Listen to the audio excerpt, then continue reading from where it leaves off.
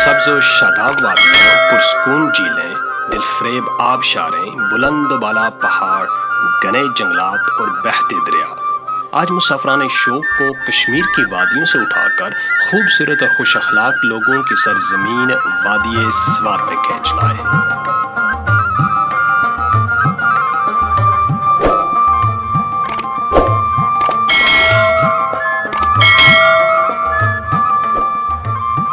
इस वादी में कुदरत अपनी तमाम तार रानाइयों के साथ जलवागर है।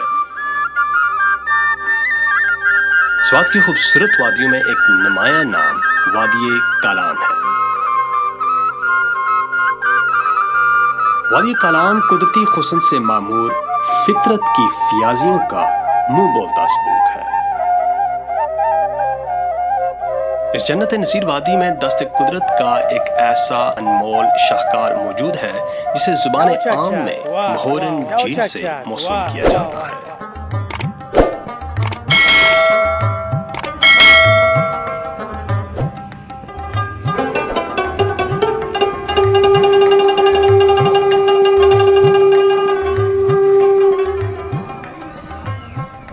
पहाड़ों के अंदर दूर कहीं सदियों से छुपी हुई ये झील फितरत के अनमोल मोतियों में से एक है। इस झील का बुलावा हमारे नाम आया तो आंखों में तलाश लिए कालाम से निकलकर दिलफरेब रास्तों से गुजरते हुए हम मोहरन की तरफ आज़म सफर हुए।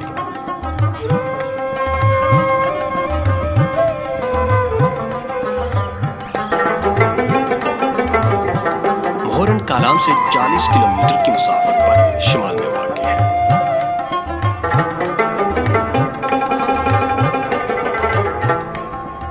इस झील तक पहुंचने के लिए दुश्वार रास्तों के बाइस जीप या एक जानदार गाड़ी की जरूरत होती है।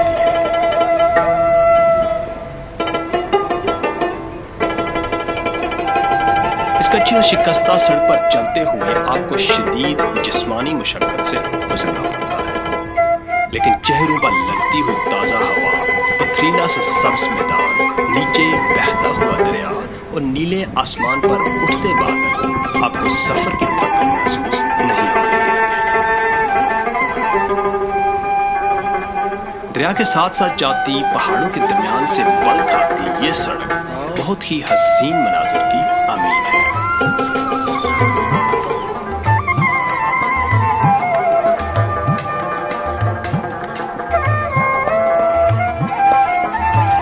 हमारी आंखें इस तिलिस्म नगरी में मजीद कुछ ढूंढ रही थी कि अचानक हमें एक मजमे के शोर की आवाज सुनाई दी। ये मजमा था क्रिकेट के शायकीन का, जिसमें छोटी उम्र के बच्चों से लेकर बड़ी उम्र के अफराद शामिल थे।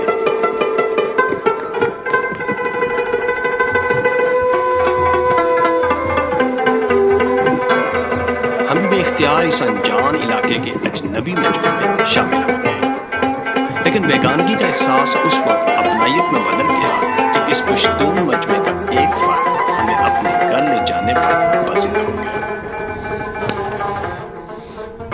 हमारे हजार इनकार के बावजूद न सिर्फ वो हमें अपने घर लेकर गया बल्कि हमारी दुआ जरूर की। जिस तरह ये इलाका खूबसूरत है, इसी तरह यहाँ के लोग मुहब्बतें बिखेरने वाले, प्यार करने वाले और मेहमान नवाज हैं। ये लोग मेहमान नवाजी को अपने फ्राइज में सरे फहरिस्त समझते हैं।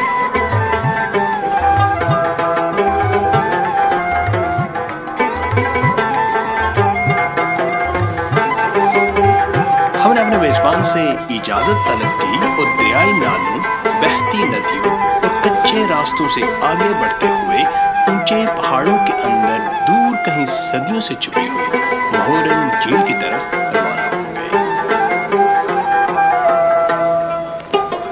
मोहरन जाते हुए रास्ते में बहुत खूबसूरत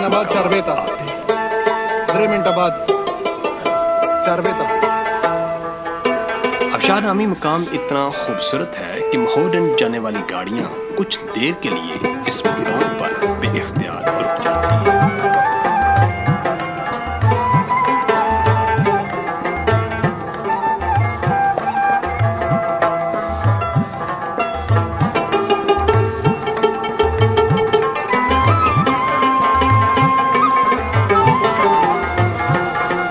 जंगली मैदान से गुजरते हुए हम एक बार फिर घने जंगल में दाखिल हो गए। ठंडी ठंडी हवाओं के झोंके गाड़ी की खिड़कियों से टकराकर हमें ताजा दम कर रहे थे।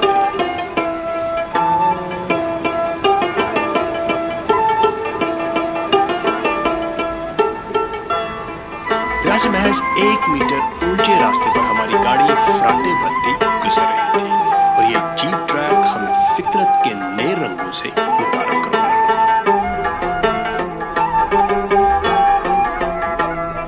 दरख्तों के साए में गाड़ी चलती रही और पहाड़ों में शोर मचाता गुस्सीला जाग उड़ाता तंग दरों में बहता सब्ज पानियों का दरिया हमारी निगाहों की सिराबी करता रहा।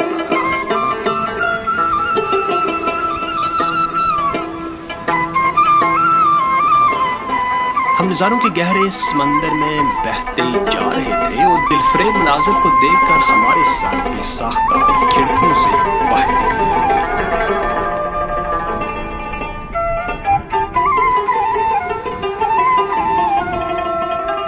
हमारी गाड़ी सरसब्ज पहाड़ी गांव में दाखिल हो रही थी और रास्ते में गांव के बच्चे हमें मुस्कुराकर देखते और हम उनको।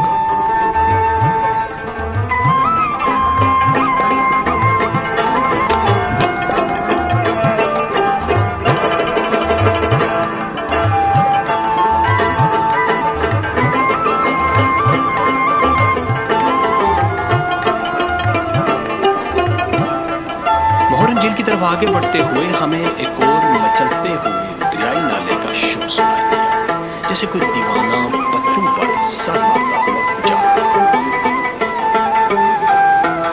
जंगल के बीचों बीच गुजरता हुआ ये दरियाई नाला एक रोमांचक मंजर पेश कर रहा था। जगह जगह रुकने और इंतहाई खस्ताहाल सड़क की नाहमवारी की वजह से तकरीबन 6 घंटे के थका देने वाले सफर के बाद हम मोहरन झील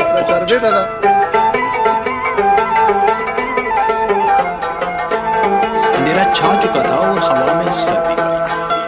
आसमान के स्याह आंचल पर लाखों सितारे बिखरे पड़े थे और पुरइसरार खामोशी वादी में डूब रही थी। इस गुप अंधेरे में स्वाय चंद हेमों के दूर दराज तक आबादी का कोई नाम और निशान नजर आ रहा था। फिर अचानक हमने एक शख्स को अपनी तरफ बढ़ते देखा। इस हंसते मुस्कुराते शख्स ने हमें खुश आमदीद कहा और हेमा बस्ती की तरफ ले गया। इस शख्स से इस अजनबी वादी में हमारी पहली मुलाकात थी, लेकिन उसमें इतनी मेहमान नवाजी और अपनाई जैसे हमें सदियों से जानता।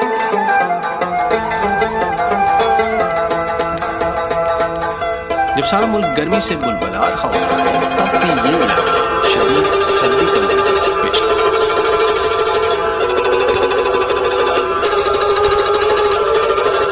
सर्दी से बचने के लिए हम कैंप फायर के इर्द-गिर्द जमा हो गए और सरबस्ता लम्हात में तारों भरे आसमान में टूटते सितारों को देखते रहे और न जाने कब नींद की पुरसकून वादी में डूब गए। अगली सुबह की पहली किरणों के साथ हमारी आंख खुल गई और हेमे से लड़खड़ाते हुए हम बाहर निकल गए।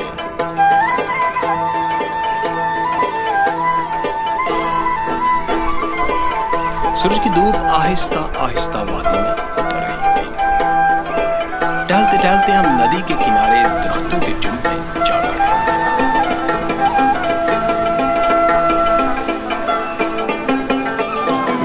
चारों तरफ बुलंद पहाड़, दरमियान में फैली हुई वादी, सरसब्ज मैदान और उसके साथ बहती हुई एक निहायत ही खूबसूरत मंजर पेश कर रही थी।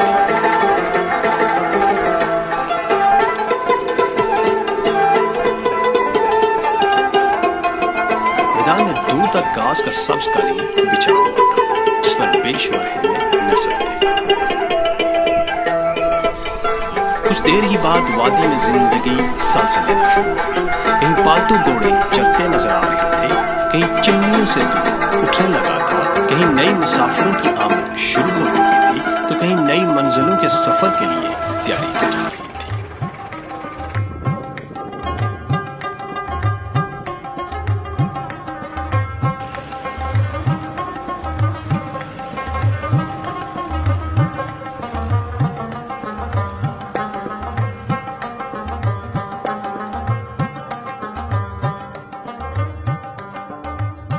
नाश्ते के बाद हमारे कदम खुद बहुत झील की तरफ उठने लगे। हर तरफ हरियाली, आसमान से सरगोशियां करते हुए पहाड़, सब्ज नीले पानी। न जाने कितने सालों से ये झील हमारा मन बहलाने की मुंतज़िर थी।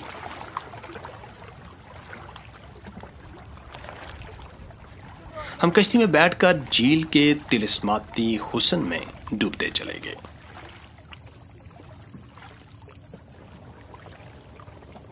होशरुबा फितरी नज़ारों में डूबी इस झील को देखकर यूं लग रहा था कि जैसे ये झील किसी हुस्न प्रस्त की मुंतजिर हो कि वो इस वीराने में आए और इसका हुस्न देखकर इस पर आशिक हो जाए।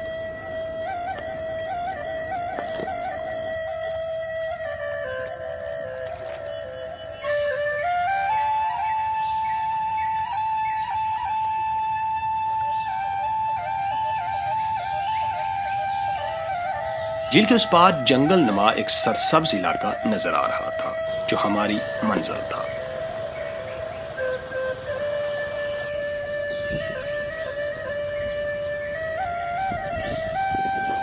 इस झील किनारे बैठकर इंसान अपनी परेशानियां और थकान भूलकर कुदरत के दिलकश नजारों में महव हो जाता है।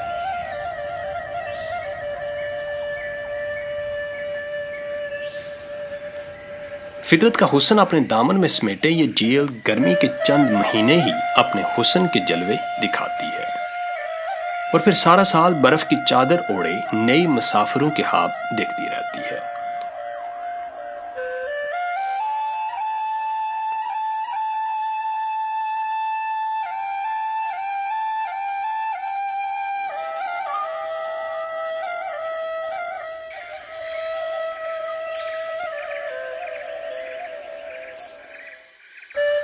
झील किनारे बैठे मेरे अंदर अजीब सी कैफियत पैदा होने लगी। यूं महसूस हो रहा था कि बुलंद बाला इमारतों के दामन में दौड़ती हुई जिंदगी से छुटकारा पाकर अपनी बाकी की सांसें इस तिलिस्म नगरी के नाम कर दी जाएं।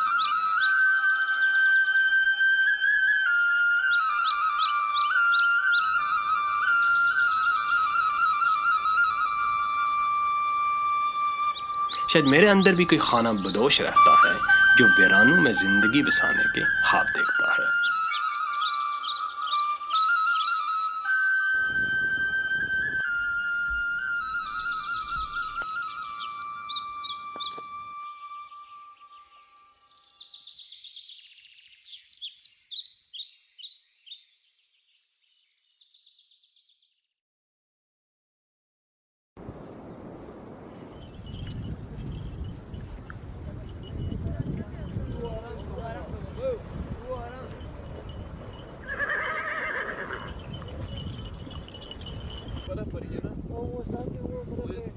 सड़क नहीं जाती उधर गाड़ी नहीं जाना है।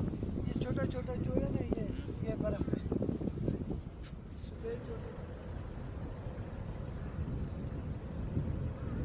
इस हैरत कदा में कुछ हसीन लम्हे गुजारने के बाद आंखों में खूबसूरत ख्वाब बसाए हम जगमगाती बत्तियों के साए में गुजरती शहर की रूखी जिंदगी की तरफ लौट गए।